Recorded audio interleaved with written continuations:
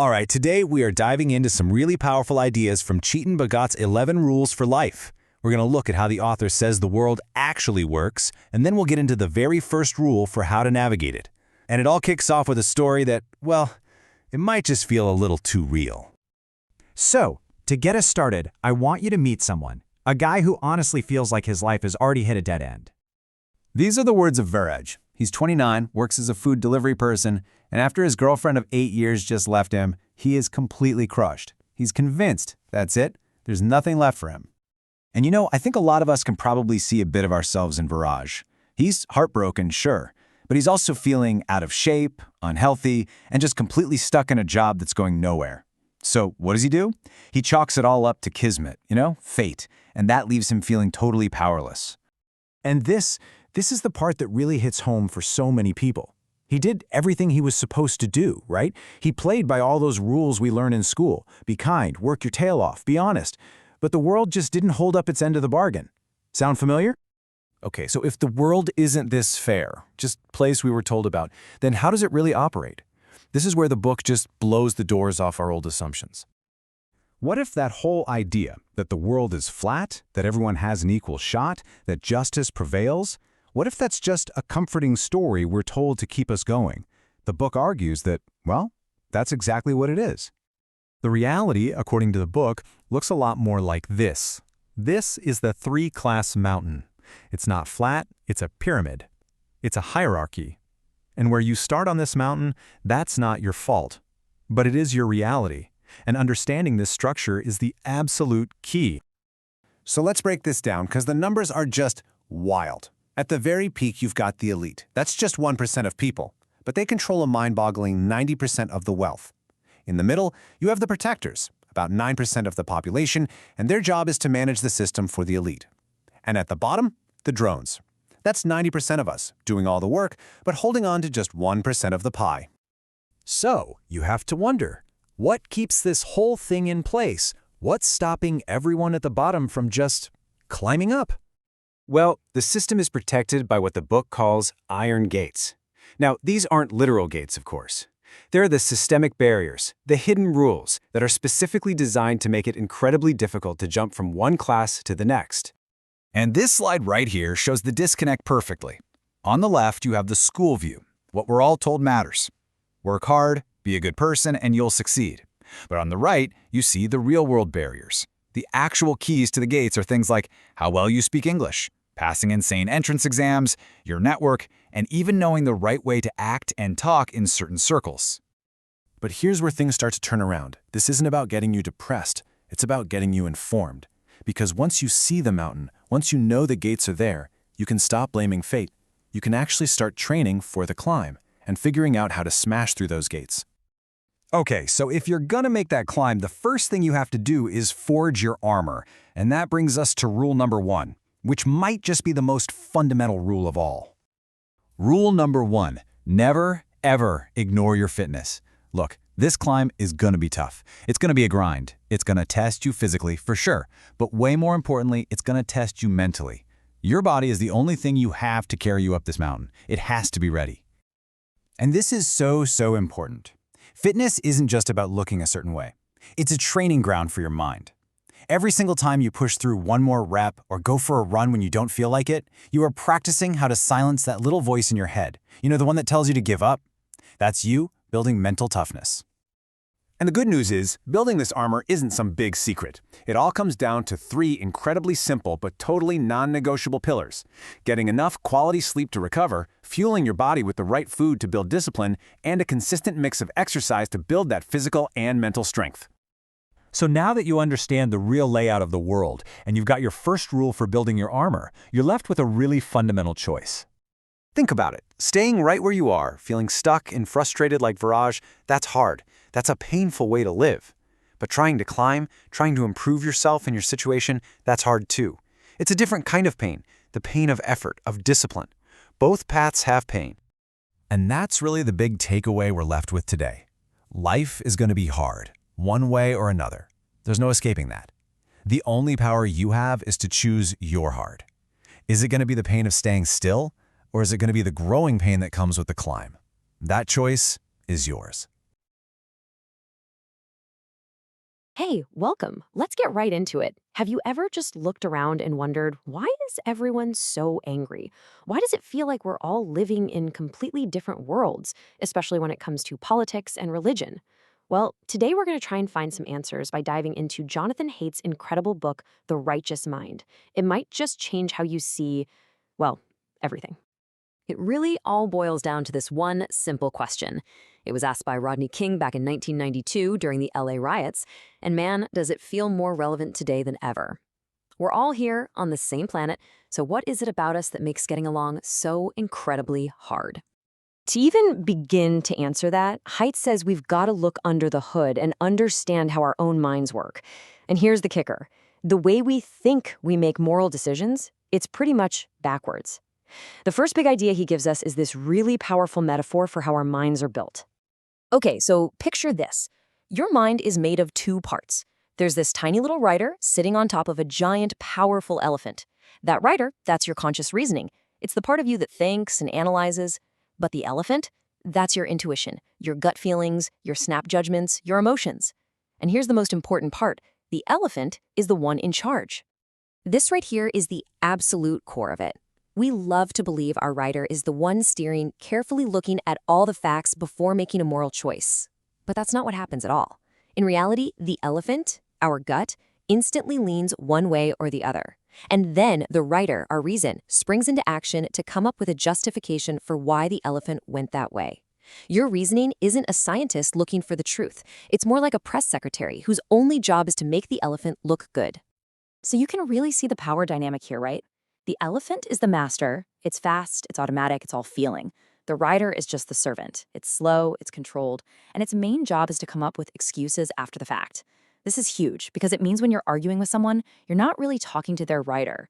You're trying to persuade their elephant, and that is a whole different ballgame. And the proof for this is just fascinating.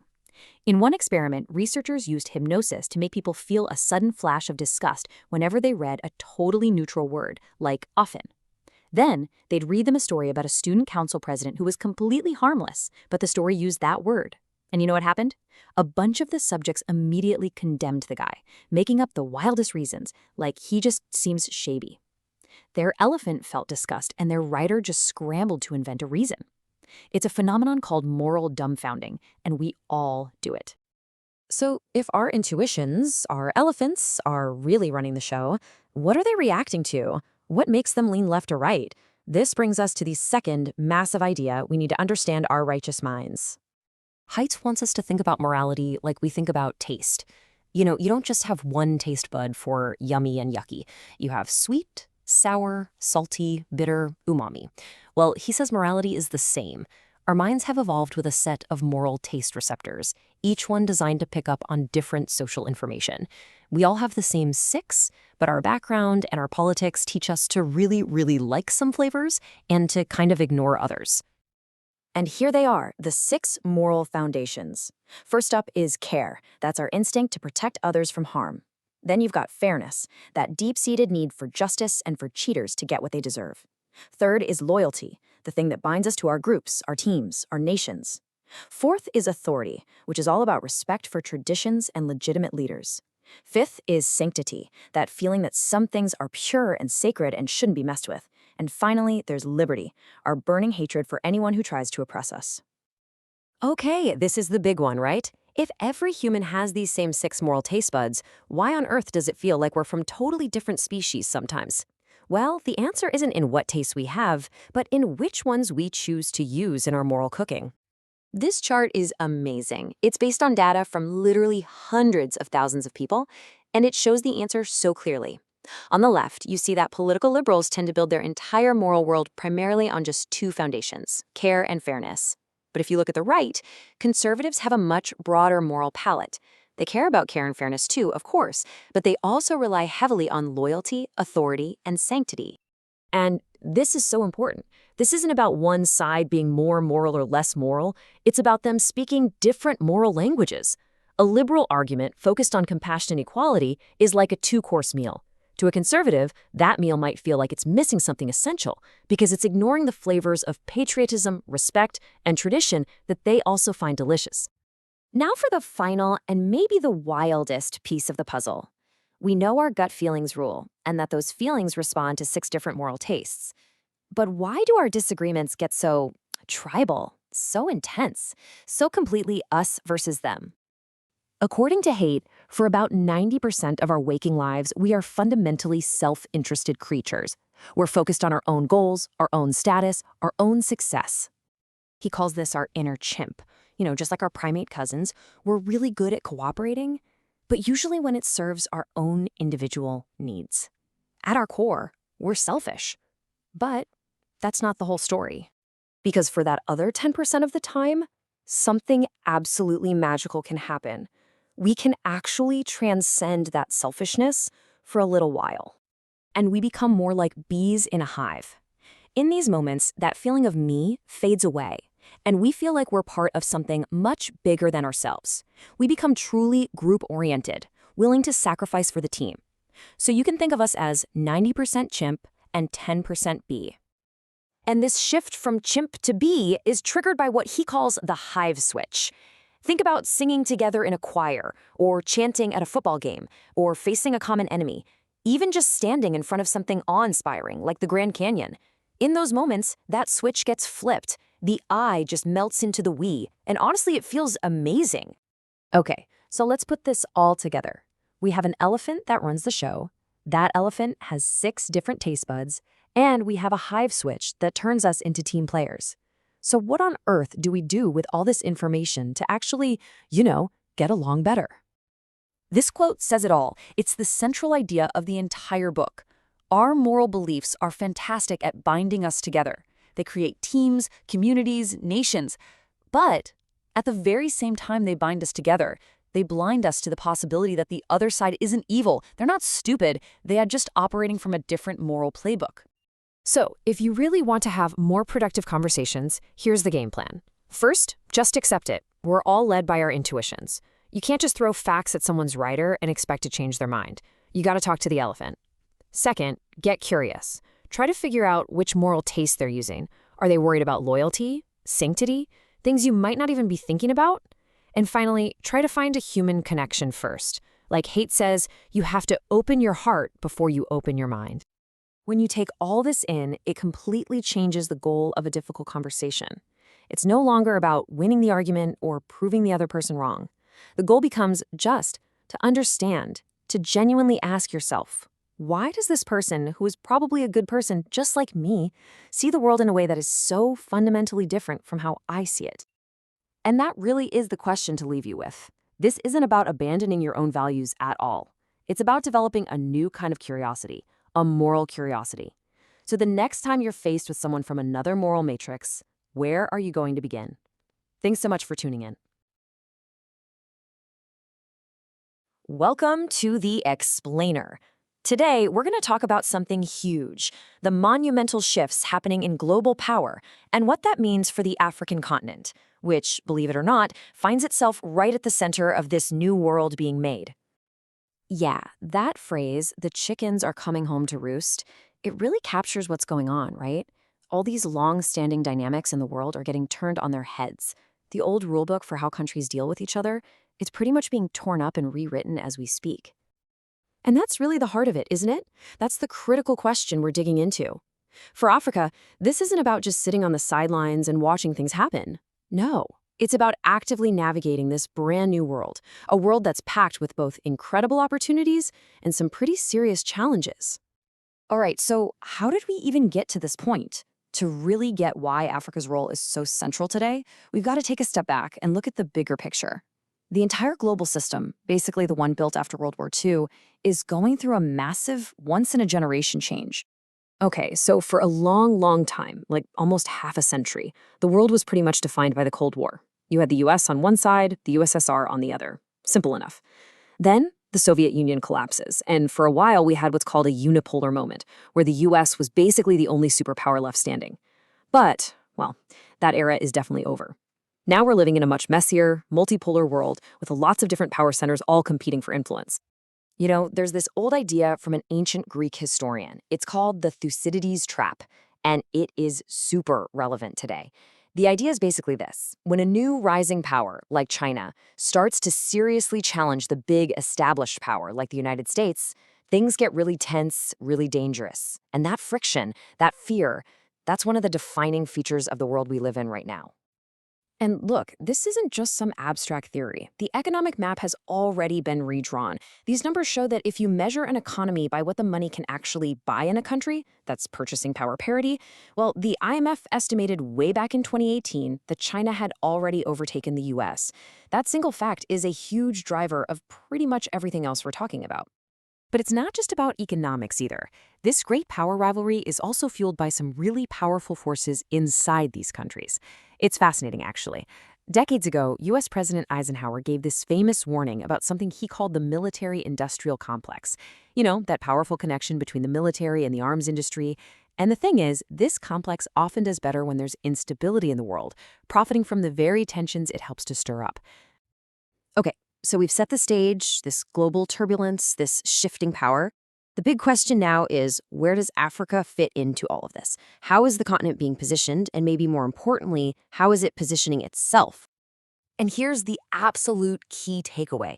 Africa is not on the margins anymore, not by a long shot. Its geography, its resources, its demographic weight, all of it puts the continent right smack in the middle of this new great power competition. It's become a critical stage where the future of global influence is being decided. And you can actually see this change in the way people talk about the continent. It's wild. The very same publication that called Africa the hopeless continent back in 2000 was, just over a decade later, pushing the Africa Rising narrative. That's a huge change, and it reflects a new reality, one of growing economies, a rising middle class, and a continent that's getting smarter about using its own assets for its own good. And the potential for the future, well, it is absolutely staggering. Just look at this number. By 2034, Africa is expected to have the largest working age population on the entire planet. Think about that. That's not just a statistic. That is a massive engine for growth, a huge labor force, and a consumer market that no global power can afford to ignore. So, in this new world, the main battlefield isn't always fought with tanks and planes. It's economic. There's a term for it. Geoeconomics. It's basically using money in business, like trade deals, infrastructure projects, to win geopolitical points. Think of it like using the grammar of commerce with the logic of conflict. It's the new power game. And what this all means is that African nations suddenly have a lot more cards to play. They're not just tied to their old colonial relationships anymore. Now you've got everyone, China, Japan, India, Russia, the US, all wanting a seat at the table, all trying to build partnerships. That creates competition, and competition creates leverage. So, with all these different countries knocking on the door, trying to gain influence, what's the continent's play? Is it just about playing one power off another? No, actually. The answer is something much deeper, a vision for unity and self-reliance that's been in the works for a very long time. Yeah, this idea of African unity, it's not some new fad. It is a project that has been built over generations. It started way back with the OAU's fight to end colonialism. Then it moved into an economic vision with the Abuja Treaty, and now we have the African Continental Free Trade Area, which is a huge deal. And the guiding star for all of this is something called Agenda 2063, a 50-year plan for the continent's future. And when you look at what this vision is all about, you see it's so much more than just trade deals. It's about building a continent that's prosperous, sure, but also politically united, peaceful, well-governed, and really proud of its own unique culture and heritage. It's about creating the Africa we want on Africa's own terms. Okay, but let's be real. Having a beautiful vision is one thing. Actually making it happen, especially with all these global powers breathing down your neck, that is a whole other ballgame. The path to what they call strategic autonomy, you know, the freedom to call your own shots without being manipulated, is full of obstacles. A major hurdle is the continued reliance on outside money for really important stuff, like peace and security. Internally, getting all 50-plus member states to pull in the same direction can be a massive challenge. And hovering over everything is that constant risk of the continent becoming a chessboard for global powers, which completely undermines that core goal of finding African solutions to African problems. So when you boil it all down, this is the fundamental tension. You've got a continent just brimming with promise, with this incredible demographic energy and a unifying vision. But it's also facing intense pressure from a world that's in the middle of a new scramble for influence. Navigating this new reality is the great challenge and opportunity for the coming decades. The question really is, can African nations turn this new global game into one they don't just play, but one they can ultimately win? Hey everyone. Today we're going to dive into a really powerful idea from Lysa TerKeurst's book, Good Boundaries and Goodbyes. It's all about that tricky, super uncomfortable feeling so many of us get when we even think about saying no. So let's get right into it. Have you ever asked yourself this? I mean, really? You know you need to set a limit, maybe saying no to something you just can't take on. But then this wave of guilt just washes over you, right? You start to feel selfish or mean or like you're a terrible person for letting someone down. It's an incredibly common feeling, and it turns out there's a very specific reason why it happens. So let's talk about that guilt. The thing is, it's not really about the boundary itself. A better way to think about it is like a flashing warning light on your internal dashboard. It's not the problem, it's a signal pointing to something much deeper going on right beneath the surface. And here it is. This is the core idea. The struggle, the guilt, all of it. It's not happening because you're a bad person for wanting to set a boundary. Nope. It's because you're afraid. You're afraid of what that boundary might cost you. Okay, so what is that fear? Well, a lot of the time it's tied to a really deep and sometimes totally hidden need that we're trying to get met through other people. Let's actually take a look at what some of those hidden needs are. See if any of these feel a little familiar. What's so interesting here is how basic and just human these needs are. Just take a look. Maybe you avoid saying no because you have a deep need to be liked. Or maybe you overcommit because you really, really need to be seen as good or valued for everything you do. Just scan this list for a second. See if any of these kind of jump out at you. And the list keeps going. Maybe for you, it's a powerful need to be the hero in someone else's story, or just to feel needed and accepted.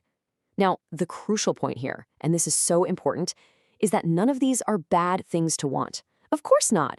We all want to be loved and respected.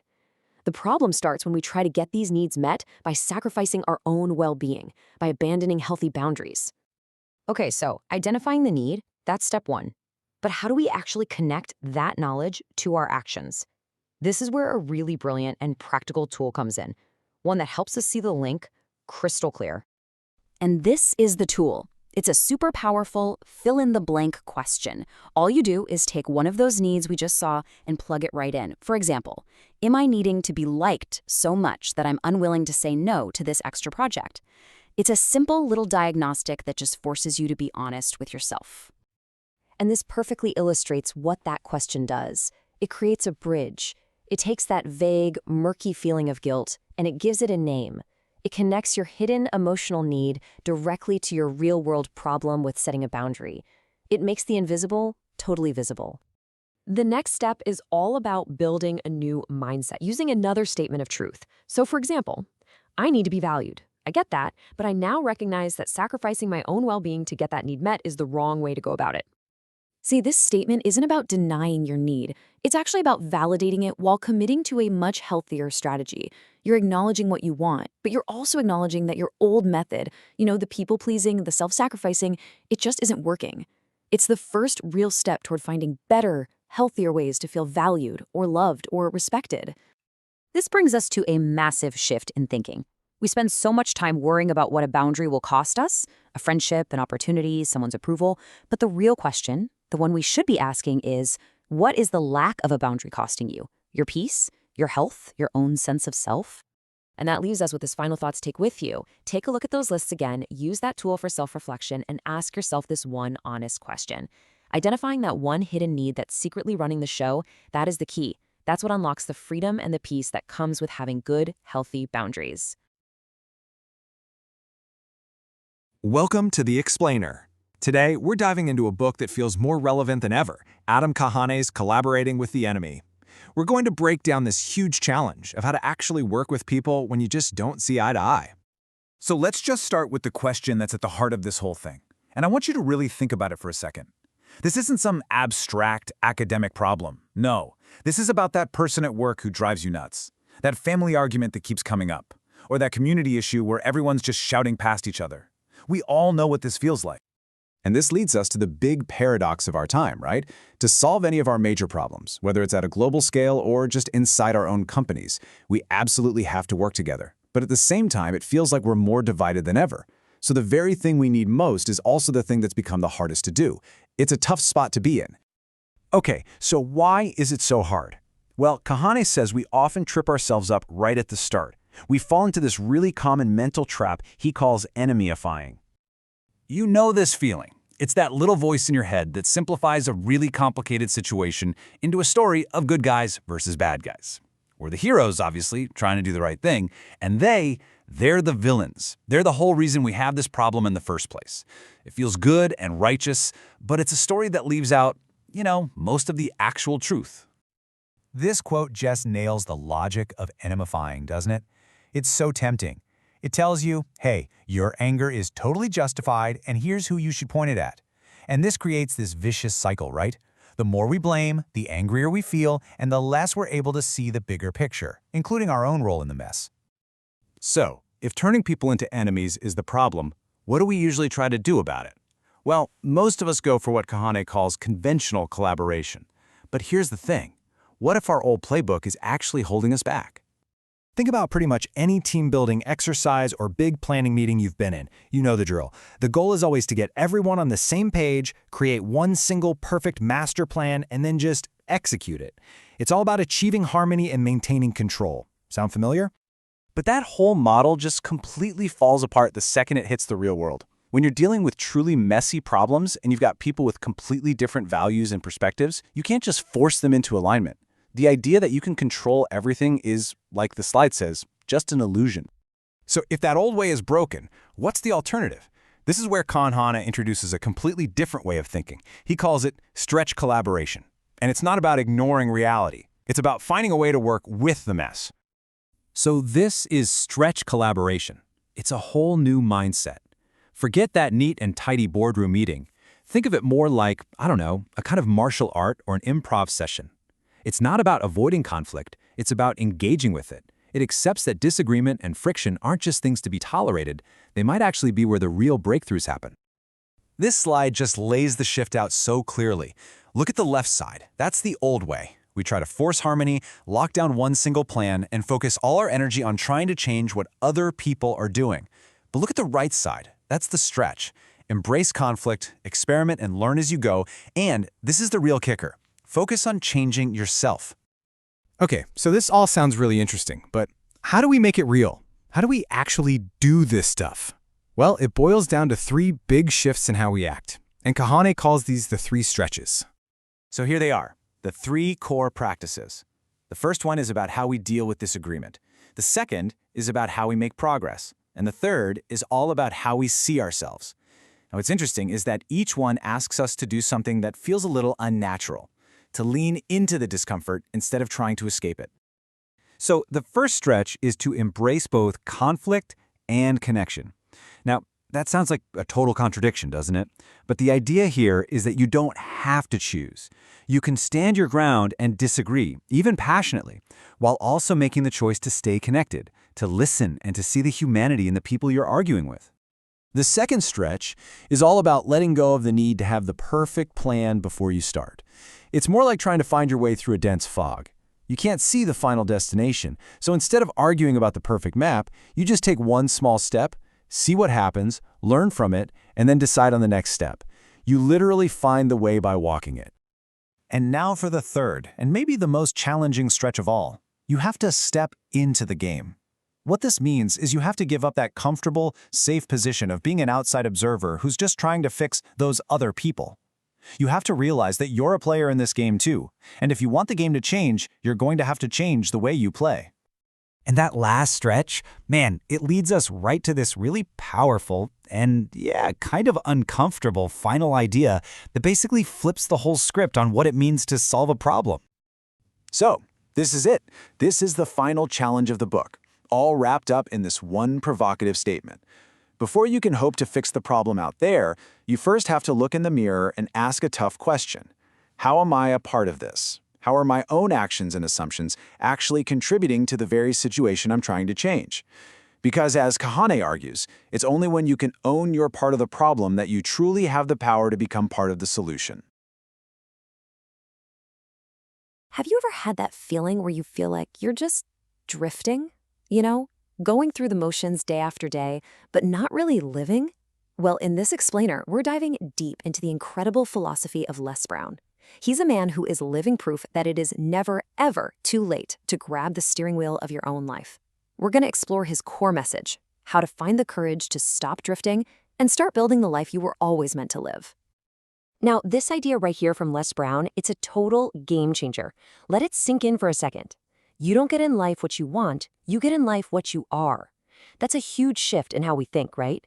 It means that just wishing for success or a better relationship or more happiness, well, that's not going to cut it. You have to become the kind of person who can achieve those things. This is our starting line for a real journey of reinvention. So, here's our roadmap for this journey. Think of it as 5 key stages that Les Brown lays out for us. We'll start with that first big spark of reinventing your life.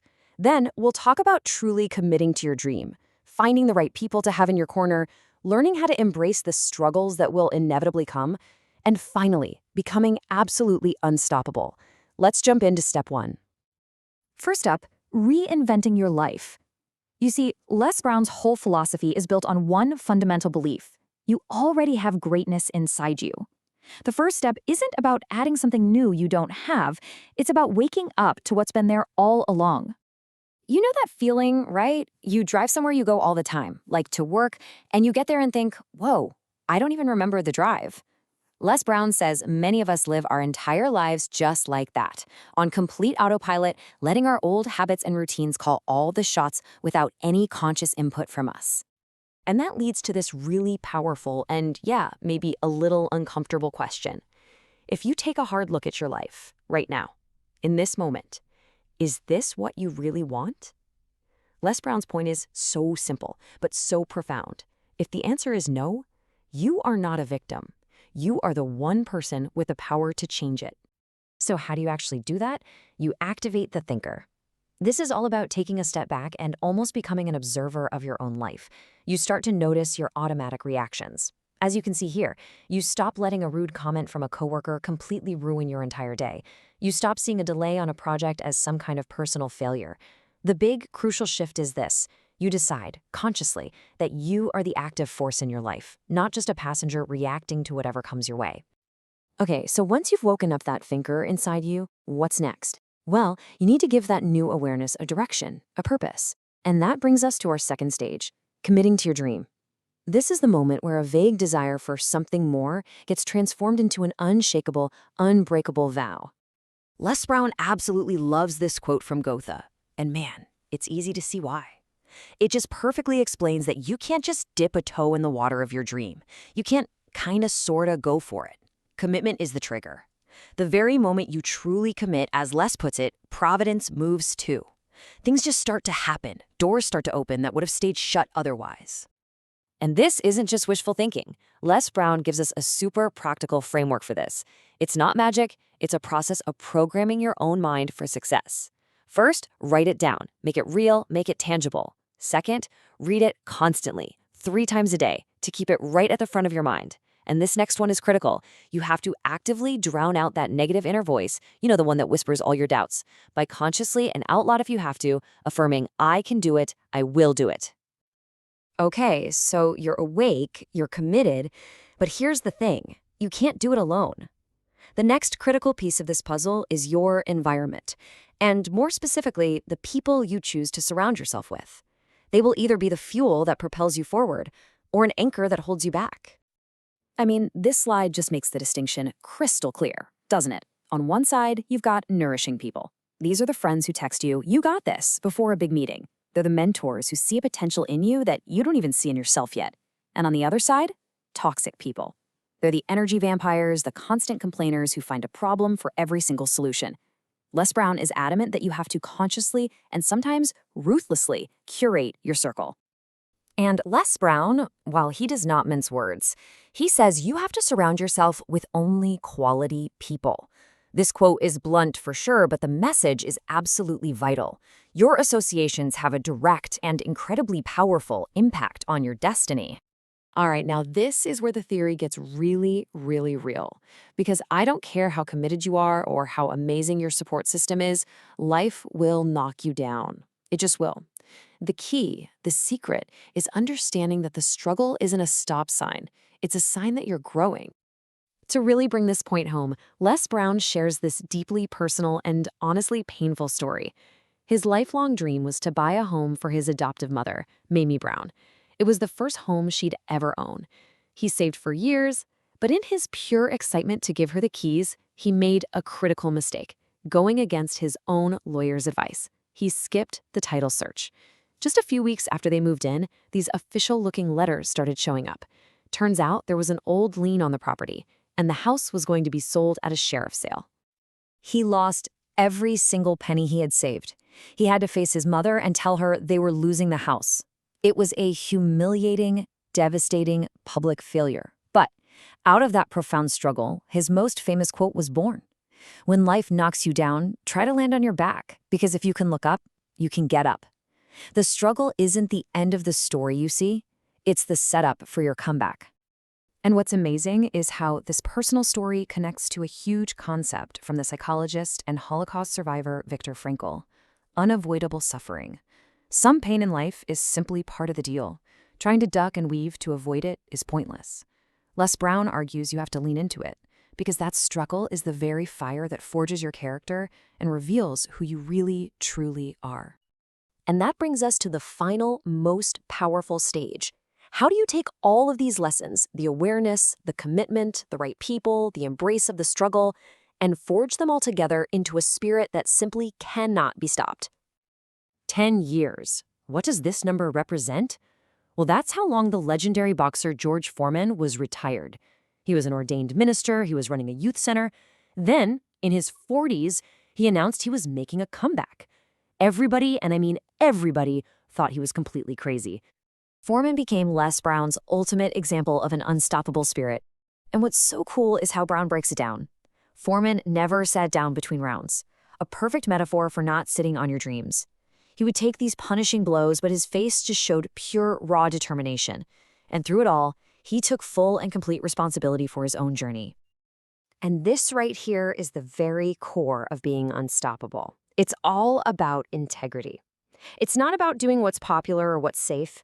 It's about having the courage of your convictions, taking a stand for what your conscience tells you is right, even if you find yourself standing all alone.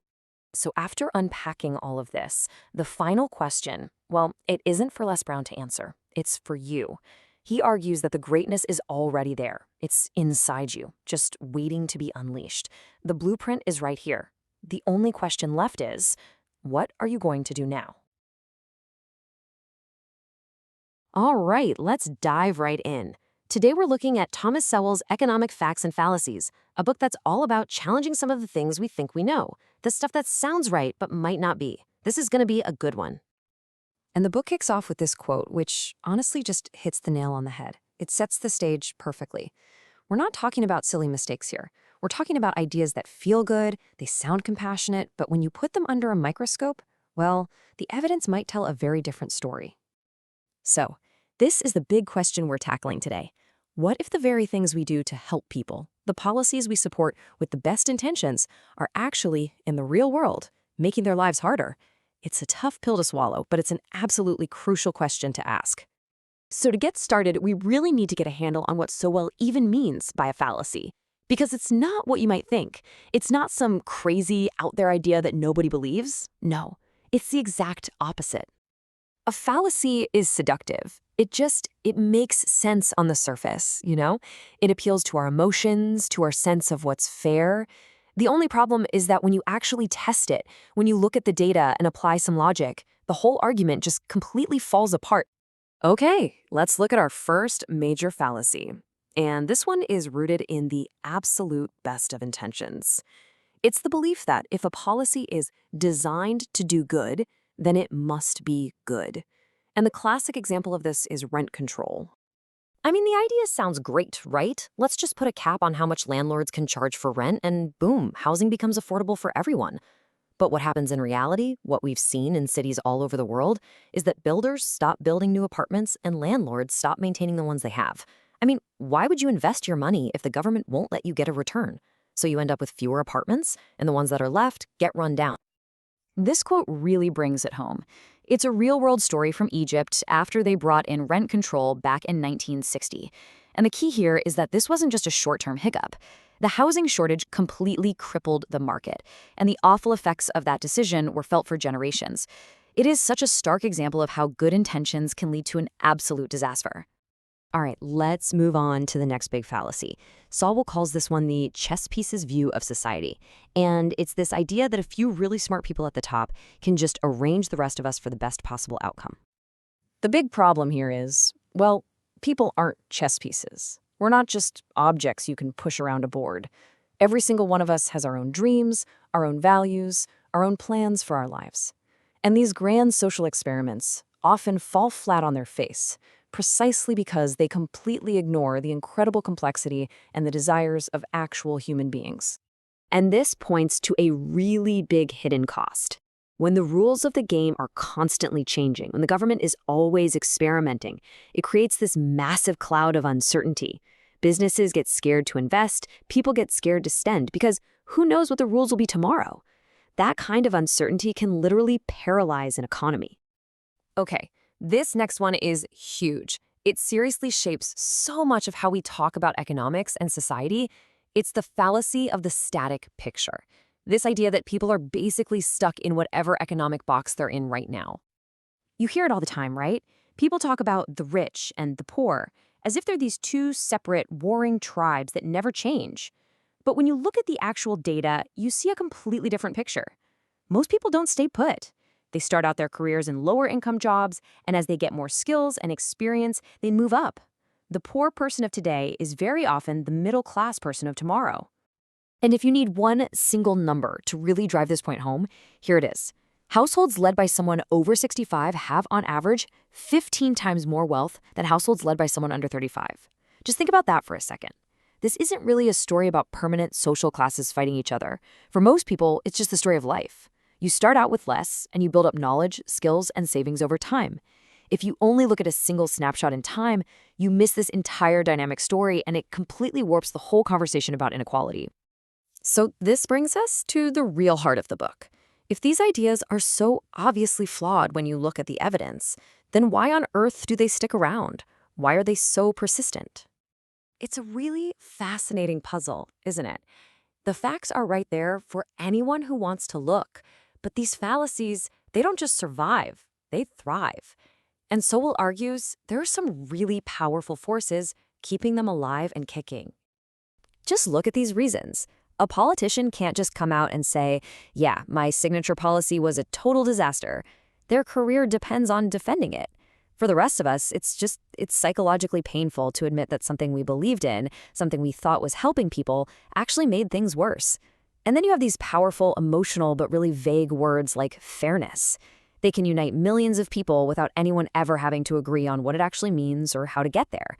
And at the end of the day, for some people, the facts are a direct threat to their political power or their bottom line. And this all leads us to the final and I think the most important point of all. These fallacies aren't just an academic game. They have real, painful, and often devastating consequences for millions and millions of people. Just think back to that rent control example. That one single flawed idea, born from the best intentions, led directly to housing shortages and terrible living conditions for the exact people it was supposed to protect. And you see this pattern over and over again. Policies built on shaky ideas have real-world victims. The price of being wrong is rarely paid by the people who make the policies, it's paid by the most vulnerable people in society. And that's where we're going to leave it. Because the biggest takeaway here isn't just about these specific economic ideas. It's about learning to apply this kind of critical thinking to all ideas, especially the ones that feel the most comfortable, the ones we're most certain about. So the question for you is, what widely held belief are you going to question next? All right, today we are diving into a book that, let's be honest, has made some serious waves. We're talking about Jordan Peterson's 12 Rules for Life. Now, you might see it in the self-help section, but it's really so much more than that. It's this deep exploration of philosophy, psychology, even mythology, and it's all trying to answer one massive question. How do you live a meaningful life when the world feels so chaotic and, well, full of suffering? So let's get into it and really unpack the core ideas. The book kicks off with this paradox that we all feel deep down. We want freedom, right? But at the same time, we know that without some kind of structure, without rules, our lives would just completely fall apart. It's like we're glad there are 10 commandments, but we're also kind of glad there aren't 15. And this tension, this push and pull, is really at the heart of everything we're about to discuss. Okay, so before we can even begin to understand any of the 12 rules, we've got to grasp the book's fundamental worldview. Peterson argues that all of our existence, what he calls being, is this constant back and forth, a negotiation between two massive, fundamental realities, order and chaos. So let's break these two forces down. Order. That's everything we know. It's the predictable, the stable, it's like the solid ice you're skating on. In Lord of the Rings terms, think of the peaceful Shire. That's order. But the book warns us too much order, that becomes tyranny. And then you've got chaos. That's the great unknown, the dark, swirling water right under that thin layer of ice. It's danger for sure, like Smaug's lair, but it's also where everything new comes from. It's the source of all potential. Now, I know that sounds super depressing, but it's not meant to be. It's just presented as a basic truth of life. When you suddenly fall through the ice of order into the chaos below, maybe you lose your job, go through a bad breakup, get a scary diagnosis. That is suffering. And because we're always living on that ice, the threat of chaos is always, always there. That unavoidable tension is just part of the deal. It's what makes life inherently difficult. So here's the crucial pivot. If suffering is basically guaranteed, what's the antidote? And the book's answer is really profound. It's not happiness, it's meaning. So where do you find this meaning? Well, you find it right on that razor's edge, that border between order and chaos. You need enough order so you're not completely overwhelmed, but you also need enough chaos so you can still grow and learn and adapt. Walking that line, that, according to the book, is the path of a meaningful life. So the big question is, how do you actually walk that path? Peterson's answer, in a word, is responsibility. And to explain this whole idea, he starts not with us, with humans, but with a creature that's been around for a very, very long time. Yep, lobsters. You heard that right. And you might be asking, why on earth lobsters? Well, think about it. For 350 million years, they've been dealing with the same basic problems of existence: finding food, shelter, a mate. And to solve all this, they naturally developed dominance hierarchies. What this does is it brilliantly illustrates that the idea of a hierarchy isn't some modern human invention. It's an ancient biological reality. Get this. A lobster's actual brain chemistry changes depending on whether it wins or loses a fight. The winners get a surge of serotonin and become more confident, more likely to win again. The losers, their posture literally droops, they become more timid, and they're more likely to lose next time. This whole system reinforces their position and creates a stable, predictable social structure. Sound familiar at all? And this winner-take-all feedback loop, it's not just for lobsters. It's this fundamental pattern that we see everywhere. It's a principle of unequal distribution that's often called the Matthew principle. I mean, think about it. A very small number of scientists publish most of the papers. A handful of cities are home to most of the world's population. A tiny fraction of musicians get almost all of the streams. The book argues this isn't some flaw in our system. It's a fundamental pattern in nature and society. Now, the point here isn't to say that this is fair. The point is that it's real. And resenting that reality is a fast track to bitterness and anger. The alternative the book suggests is to accept it and then to take radical responsibility for your own life. And you start, quite literally, by standing up straight with your shoulders back. Okay, so if step one is to physically carry yourself with confidence, the next step is to embrace it mentally. And what that really means is choosing difficult truths over comfortable lies, especially the lies we tell ourselves. This line from the foreword just gets to the absolute heart of it. It is so easy to spot the flaws out there in the world, right? In society and other people. It is much, much harder to turn that lens around and confront the chaos we have going on inside of ourselves. And this right here is probably the book's most famous and most challenging rule. It's a call for humility, and it's a call to action. Stop saying things you know aren't true. Stop doing things you know are wrong. Start with what you can control. Clean up your room, organize your schedule, fix the small, broken things in your own life that you can actually fix. This is how you start to push back against the chaos of being. And this quote from Alexander Solzhenitsyn, which Peterson brings up, it just underscores why that internal focus is so critical. The potential for evil, for malevolence, that's not just something out there in the world with bad people. No, that line runs straight through every single one of us. And acknowledging that, and then choosing to act against it inside yourself, well, that's a profound moral responsibility. Okay, so this all sounds incredibly hard, doesn't it? Taking on responsibility, facing harsh truths, it's a heavy load.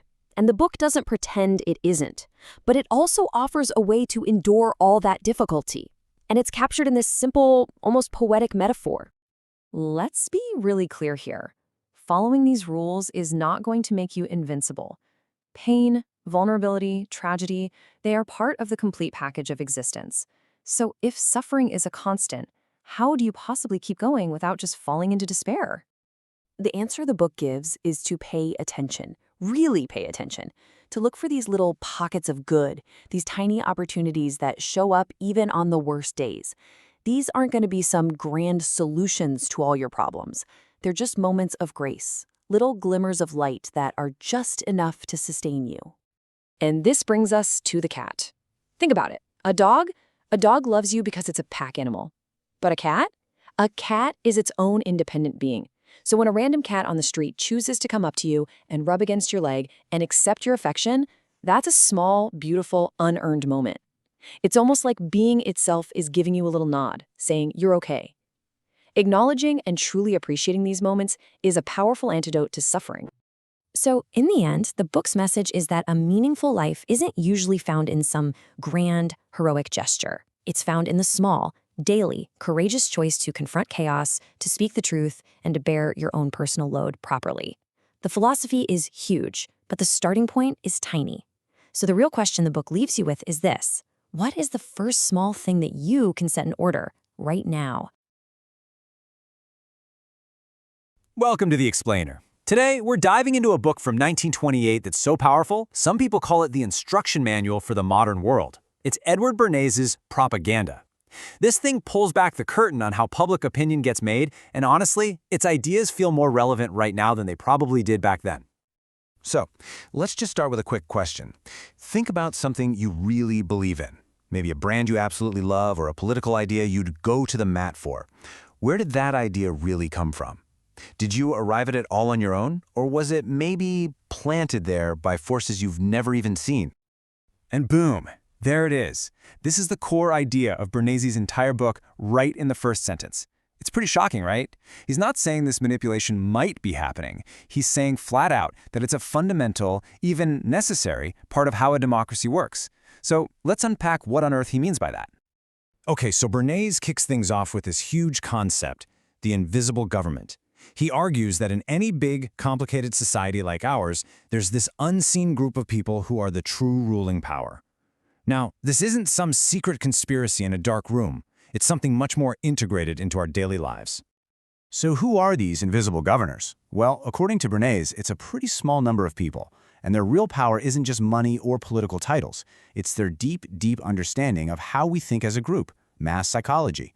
They're the ones, as he so perfectly puts it, who pull the wires which control the public mind. They don't just follow trends, they actually create them. Now, I know what you're thinking. This sounds really dark and kind of creepy. But for Bernays, it was just a practical necessity. Think about it. Our world is overwhelmingly complex. If every one of us had to do our own deep dive research on every product, every candidate, every single social issue, well, society would just grind to a halt. He argued that this invisible government kind of sorts through the noise for us, narrowing our choices down to make life manageable, to create order out of all that chaos. So to really get where these wild ideas came from, you have to look at Bernays himself and the time he was living in.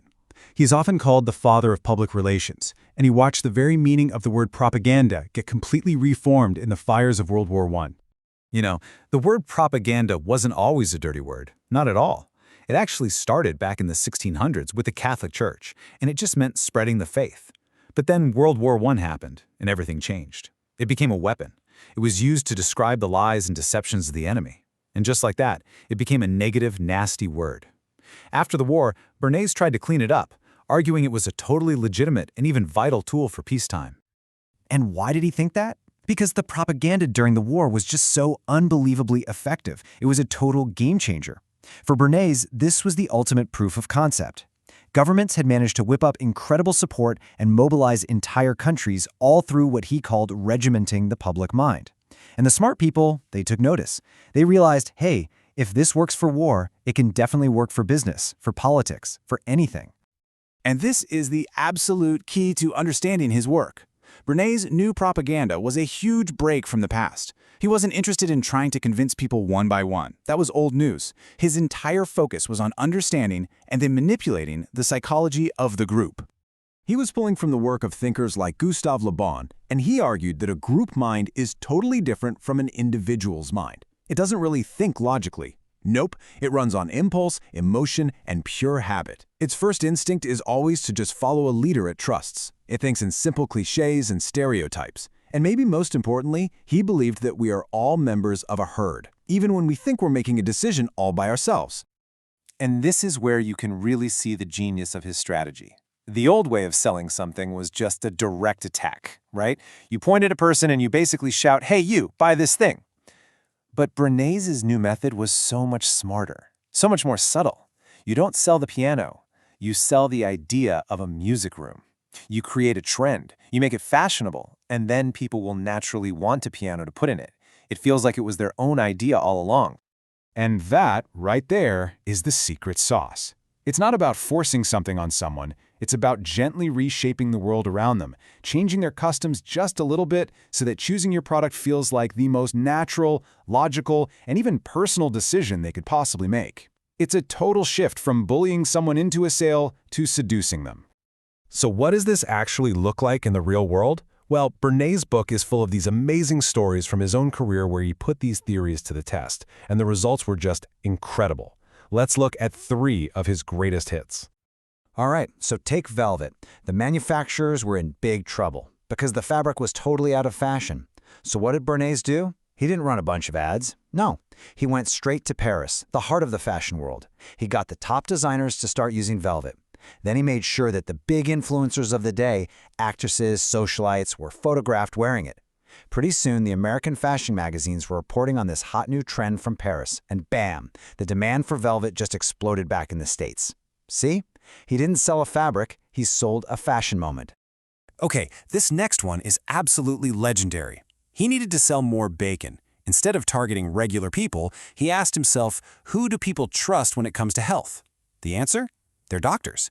So he gets a bunch of physicians to publicly state that a hearty breakfast is healthier than a light one. And what's the perfect hearty breakfast? Why, bacon and eggs, of course. People started eating more bacon, not because an ad told them to, but because their doctor, a trusted authority, basically gave them permission. Brilliant. And how do you sell something as boring as a bar of soap? For Ivory Soap, Bernays connected it to completely different human drives. He created national soap sculpting competitions for kids in schools. He got this basic, everyday product associated with art, with creativity, with education, with winning. All of a sudden, Ivory Soap wasn't just something you used to get clean, it was a tool for self-expression. I mean, when you look at these examples from almost 100 years ago, you just can't help but see the parallels to today, right? And that brings us to the really big, critical questions that Bernays' work forces us all to think about. Let's just come back to this quote for a second. We are governed, our minds are molded, largely by men we have never heard of. That's the world he described back in 1928. The big question is, does that statement still feel true today? See, he wasn't just describing this system, he was defending it. He argued that this kind of invisible guidance was essential, that without it, society would be a chaotic mess. He saw it as a good thing, a kind of leadership that makes our crazy world easier to navigate. But does that argument still hold water? Is it a necessary evil, or is that just a nice excuse for mass manipulation? And that really leaves us with this one last thought. The tools of influence have changed in ways Bernays could have never dreamed of. We've swapped newspapers for news feeds, magazines for algorithms. But the core principle, what he called engineering consent, is exactly the same. So the most important question for us living in this world isn't if our consent is being engineered. You can bet it is. The real question we have to keep asking ourselves is who is doing the engineering and for what purpose? Okay, so what if I told you that our capacity for cruelty, for violence, for what we call evil, isn't really a moral choice or some kind of spiritual failing? What if it's a disease? In this explainer, we are diving headfirst into a really challenging idea from Stephen James Bartlett's book, The Pathology of Man. And his argument? It's that human evil is a clinical, diagnosable, and frankly, widespread pathology. And this, right here, is the central question of the entire work. It's provocative, right? It asks us to take this concept of evil, something we usually talk about in philosophy or religion, and slide it right under the microscope of clinical pathology. It's a radical reframing. And honestly, it might just force us to reconsider everything we think we know about human nature. So how in the world does an argument like this even get built? Well, here's our roadmap. First, we have to completely redefine what we even mean by the word disease. Then we'll see how that new definition applies to society, and then, believe it or not, to our entire species. From there, we'll look at some actual clinical diagnoses for evil, and we're going to end on a really challenging idea, just how rare moral health might actually be. All right, first things first, and this part is absolutely critical. When this book uses the word disease, it is not being poetic. This isn't a metaphor, like a sickness in society. The entire argument lives or dies on us understanding disease in a super precise, clinical, and literal way. Okay, so here's the foundation for everything else. The book argues that calling something a disease isn't an objective scientific fact, like finding a germ. It's always a value judgment. We decide to label a condition a disease because we as a society have agreed that it's harmful and that it gets in the way of a goal we all value, like living a long, healthy life. Now, this is a huge departure from how we normally think about disease. The typical medical view, that biostatistical theory you see on the left, basically says a disease is a statistical fluke. It's rare. If almost everybody has it, then it's just normal. But the theory this book uses, the normative one on the right, says that's totally wrong. And here's the key takeaway. A condition can be incredibly common, statistically normal, and still be a disease if it causes harm. A great example is tooth decay before modern dentistry. It was almost universal, but you wouldn't say it wasn't a disease, right? This idea is absolutely central, so keep it in mind. So with that new definition locked in, let's see what happens when we start applying this clinical lens to society itself. I mean, what if we looked at something like mass hatred, not as a political issue, but as a collection of medical symptoms? And you know what? This isn't even a brand new idea. Way back in the 19th century, a physician named Leon Pensker witnessed the absolutely horrific violence of the pogroms in Odessa. And because he was a doctor, he saw something else. He didn't just see a social or political problem, he saw the symptoms of a chronic, recurring disease that was infecting the public consciousness. He actually gave it a clinical-sounding name, Judophobia. He diagnosed it as a genuine psychic disorder. This is just such a powerful example of how a social evil like racism can be completely reframed, not just as a moral failure, but as a diagnosable pathology that spreads through a population, kind of like an infection. Okay, so if a whole society can be sick, the argument is about to take an even more staggering leap. Now it's asking, can this idea of pathology apply not just to groups of people, but to our entire species? I mean, is it actually possible that humanity itself is diseased? Just take a moment and let that analogy sink in. It's pretty chilling. It's asking us to pull way, way back and view human expansion not as progress, but as something more like a parasitic film just spreading over its host, the Earth. From that cold, detached perspective, our greatest achievements could just look like symptoms of a planetary infection. And if that wasn't unsettling enough for you, check out this perspective from Morley Roberts. He's suggesting that the very thing that makes us human, our highly developed forebrain, is itself a kind of tumor, a quasi-morbid reaction growth that's just draining energy and could ultimately destroy its own host. He's basically saying our own intelligence is the disease. Wow. And this all comes back to that crucial redefinition of disease we talked about at the beginning. Remember? If a pathology doesn't have to be statistically rare, then it's totally possible for a species-wide trait, something that feels normal to nearly all of us, to actually be a universal disease. So, if our species is pathological, what does that pathology actually look like? Well, this brings us to the book's biggest claim. that what we have historically called evil is, in fact, the set of symptoms that have been diagnosed by some of the greatest psychological thinkers of the 20th century. And when you lay it out like this, you see this incredible convergence of clinical thought. You've got Erich Fromm identifying a syndrome of decay, which is all about narcissism and a love of destruction. Then there's M. Scott Peck, who diagnosed the people of the lie, also driven by malignant narcissism. And of course, Carl Jung's concept of the shadow, that universal, instinctual dark side inside all of us. I mean, they're all using different words, but look how they all independently landed on the same core mechanics: narcissism, self-deception, and a capacity for cruelty. Okay, so if evil is the disease, what does health look like? The book makes a fascinating move here.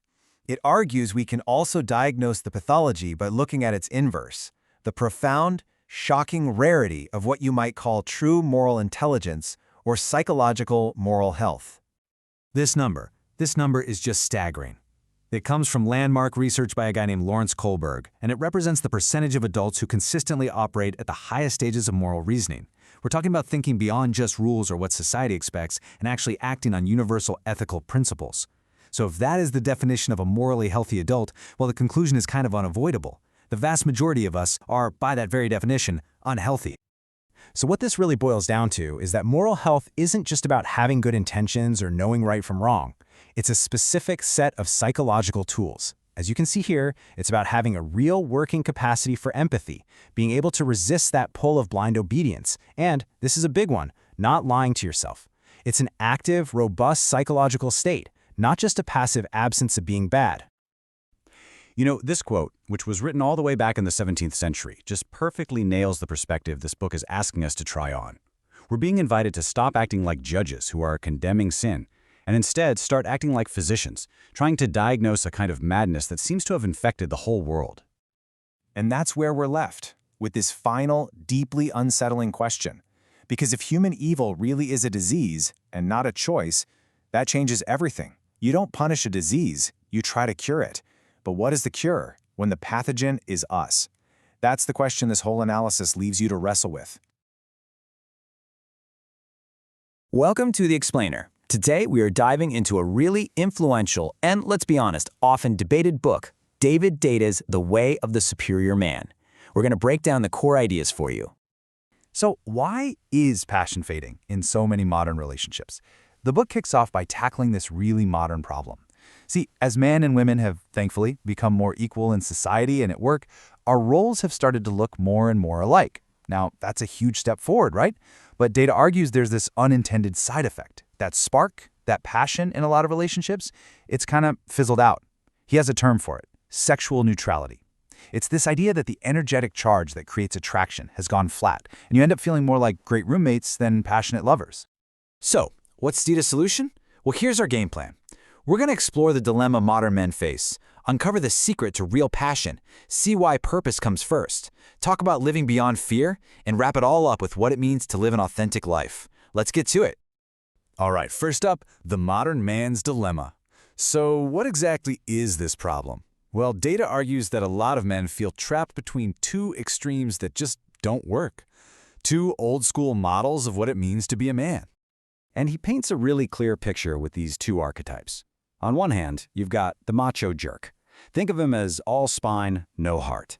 Yeah, he's dominant, he's got direction, but he's totally closed off emotionally.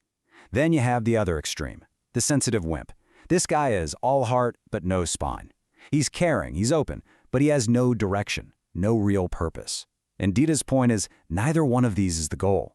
We need something new, something that brings the best of both together. Okay, so if the macho jerk isn't the answer, and the sensitive wimp isn't either, then what is? How do you find that balance and get the passion back? Well, according to Deida, the secret is all about a really powerful and, sometimes controversial idea he calls sexual polarity. So what is sexual polarity? Think about a magnet. It needs a north pole and a south pole to have that magnetic pole, right? Deida's whole idea is that sexual attraction works the same way. It relies on an energetic difference, a polarity, between what he calls masculine and feminine essences.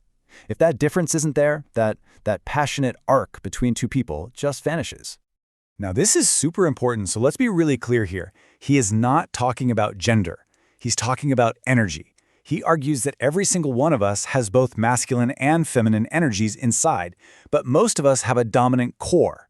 The masculine core, that's all about mission, purpose, the search for freedom. The feminine core, on the other hand, is driven by the search for love and connection. The real key to passion, he says, is to amplify the difference between these energies, especially in moments of intimacy. Okay, and this brings us to what is probably one of the most challenging ideas in the entire book. It's this. For anyone with a masculine core, your purpose, your mission in life, has to be your #1 priority, period. And he doesn't mince words about it.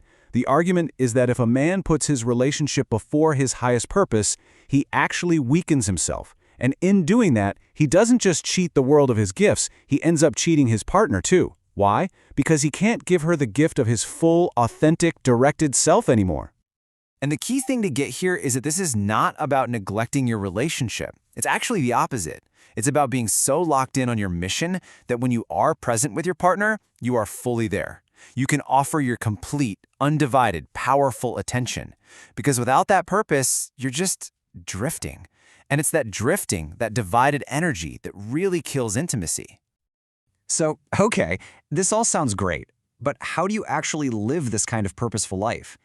Deida lays out a few disciplines, but they all kind of boil down to this one core idea: the practice of living at your edge.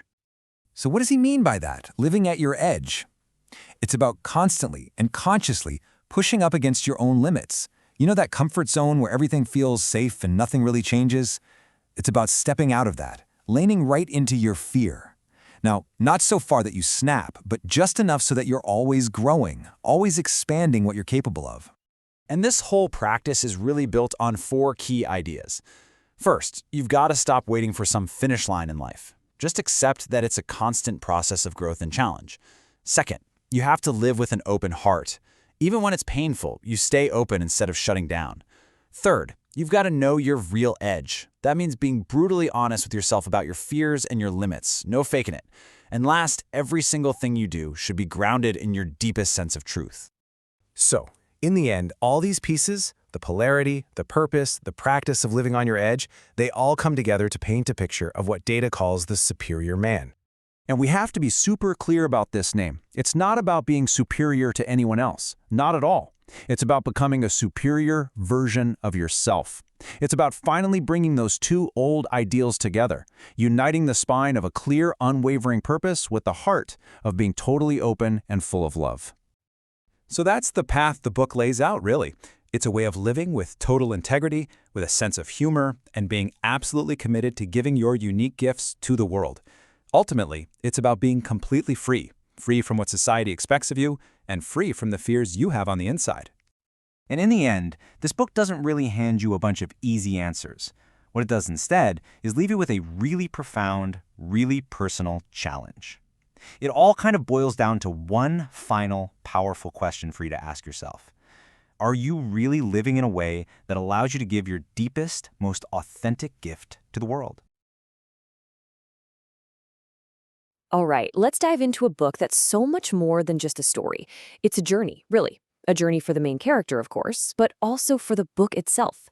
We're talking about the incredible, unforgettable masterpiece by Zora Neale Hurston, Their Eyes Were Watching God. You know, the book kicks off with what has to be one of the most famous opening lines in all of American literature. It sets up this really powerful contrast right from the start. For men, it says dreams are like these distant ships on the horizon. They might never come in. But for women, it says something totally different. For them, the dream is the truth. And that one idea, that the dream is the truth, is exactly what our main character, Janie Crawford, is going to spend her whole life chasing. And I'm not kidding when I say masterpiece. This book is a giant, a true pillar of the American literary canon. It completely changed the game for African American literature, especially with its bold, beautiful use of Southern Black dialect. And maybe most importantly, it gave us this deeply personal, intimate look into the inner life of a Black woman, which was just something you did not see back then. So here's the thing that's so wild. How does the person who wrote that end up dying poor, forgotten, and buried in an unmarked grave for over a decade? It just does not up, right? And that's the real story we're getting into today. It's a story with 2 tracks. You have Janie's search for her own voice inside the book, and then you have the world's long, complicated journey to finally hear the voice of the book itself. Okay, so let's start where Janie's story starts, with being silenced. Because before you can find your voice, you have to realize it's been taken away. And for Janie, well, for most of her life, she wasn't just quiet, she wasn't even being heard. I mean, just listen to the worldview she inherits. This comes from her own grandmother, Nanny, who, by the way, loves her more than anything. But she tells Janie that the black woman is the mule of the world. Think about that, the beast of burden for everyone else. This isn't just some casual observation. It's a prison sentence passed down through generations of trauma. So Nanny's solution, coming from a place of love but also fear, is to marry Janie off to someone who can offer safety. First, it's this older farmer, Logan Killicks. He's got land but zero love. Janie can't take it, so she bolts and runs off with Joe Starks, or Jody. This guy's got big ambitions. He literally builds a town from scratch and becomes the mayor, and he turns Janie into his Mrs. Mayor, basically a beautiful trophy to put on display. And this quote just says it all. The townspeople are excited to meet their new mayor's wife. They ask her to say a few words, and Jody just cuts her off, flat out. In public, he tells everyone she doesn't know anything about making speeches, that her place is in the home. He doesn't just silence her, he publicly erases her voice. And here's where that parallel story really kicks in. While Janie is being silenced inside the novel itself is getting silenced out in the real world. It comes out in 1937, but it gets some really tough reviews. Some of the big male writers of the Harlem Renaissance, they kind of dismissed it. They thought it was too focused on a woman's feelings and relationships, that it wasn't political enough. And the result? By the time Hurston dies in 1960, she's practically unknown. And by the 70s, her books are all out of print. You literally couldn't buy one if you wanted to. A masterpiece, just gone. So Jody eventually dies, and Janie is finally free from his shadow. But she's not really her yet, you know? She's independent, but she hasn't found her joy. And then a guy walks into her store, and he doesn't see the rich mayor's widow everyone else sees. He just sees Janie. His name is Virgil Woods, but everybody knows him as Tea Cake. And get this, the first thing he really asks her isn't about her business or her money. It's, you got a checkerboard around here? He wants to play checkers. Right from the jump, he's treating her not as an object, but as a person, an equal he can have fun with. And that's the whole difference right there. Jody put her on a pedestal, but Tea Cake invites her down to play in the dirt with him. He teaches her checkers. He takes her fishing in the middle of the night. He even teaches her how to shoot a gun. This isn't just about learning new hobbies. For Janie, this is about learning how to live. These are acts of pure liberation. So they run off together down to the Everglades, to a place the locals call the Muck. And it's exactly what it sounds like. Messy, poor, chaotic, but also so alive and vibrant. And it's there, working in the fields right beside Tea Cake, telling stories with their friends, that Jamie finally discovers who she is. She finds love, sure, but she also finds herself. But this perfect life they've built gets absolutely destroyed by a monster hurricane, just a total force of nature. In the middle of all the chaos, Tea Cake saves Janie's life, but he gets bitten by a rabid dog. He gets sick, slowly losing his mind, until one day he attacks her. And in this awful, tragic moment of self-defense, Janie has to use the gun he taught her to shoot. She has to kill the man she loves. An unbelievable tragedy that lands her in a courtroom on trial for murder. So, Janie makes it through the trial. She's acquitted, but she's been through the absolute worst. And right here, as Janie begins to heal, the novel itself starts its own incredible journey back from the dead. It's an amazing parallel. The whole comeback story really starts with one person, the amazing author Alice Walker. This is back in 1973. Walker was just heartbroken that one of our heroes, Zora Neale Hurston, had been so completely forgotten. So she made it her personal mission. She went down to Florida searching for Hurston's grave, and finally found it in this overgrown, neglected cemetery. And there was no headstone, just an unmarked patch of ground. Alice Walker refused to let that stand, so she bought a tombstone herself and had these words carved into it: Zora Neale Hurston, a genius of the South. I mean, what a powerful, defiant act. It was literally giving a name back to a genius who had been erased.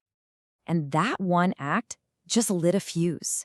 Walker wrote an essay about it, and suddenly people, especially Black female scholars and writers, started demanding to read Hurston's work. The book was so hard to find that at academic conferences, they'd have these single, precious copies that people could only check out for a couple of hours. The demand just became undeniable. And finally, in 1978, the publishers listened. The novel was reissued. And it didn't just quietly reappear, it exploded. It triggered this huge wave of new interest and scholarship, and finally secured Hurston's place as one of the greats of American literature. Her voice and her story were back. So when you put it all together, what's the big takeaway? What do we learn from these two incredible parallel stories? Janie's journey in the book and the book's journey in the real world. Well, I think it comes down to this piece of wisdom that Janie shares at the very end. After everything she's been through, the good, the bad, the tragic, she realizes there are two things nobody can do for you. You have to find your own spiritual truth, and you have to find out what it means to live for yourself. No one can hand you those answers. You got to go find them. And it's so perfect because the whole novel is actually Janie telling her story to her best friend. The entire book is an act of her claiming her own narrative. And that act of telling your own story, Hurston calls it self-revelation. She says it's that oldest human longing, the deep, fundamental need to understand ourselves and then share that understanding. And that, right there, is where the two stories become one. Janie was silenced by her husbands, by her town. Zora Neale Hurston was silenced by critics and just by being forgotten by the world. But both of them, in the end, are stories about the fight to get that voice back, the fight to tell your own story, your way, on your own terms. So the book leaves us with that same profound question it left Janie with. It's not just her question to answer, it's for all of us. What does it really mean to go out and find out about living for yourself?